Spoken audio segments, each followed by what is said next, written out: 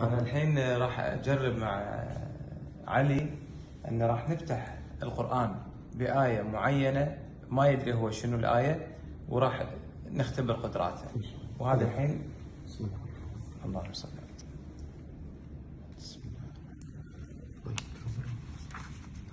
بسم الله الرحمن الرحيم. رقم الصفحة 293. طيب جاهز؟ ما هي السورة؟ سورة الإسراء. الجزء 15. هذه الصفحة في جانب يمين. في أي مكان نزلت السورة؟ في مكة. بداية الصفحة أي آية؟ وبالحق أنزلناه. نهاية الصفحة؟ وينذر الذين الكلمة الأخيرة؟ ولدا. ابدأ بداية الصفحة. أعوذ بالله من الشيطان الرجيم. بسم الله الرحمن الرحيم.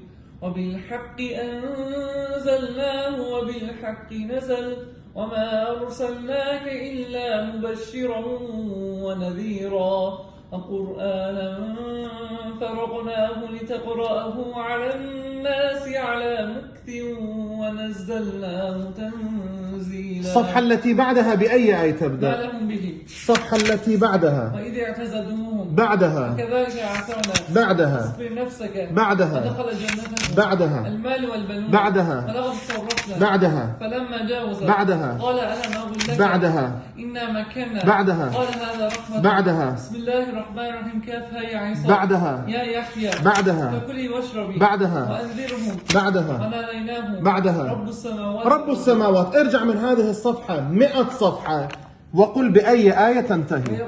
اصبر دقيقة ما شاء الله.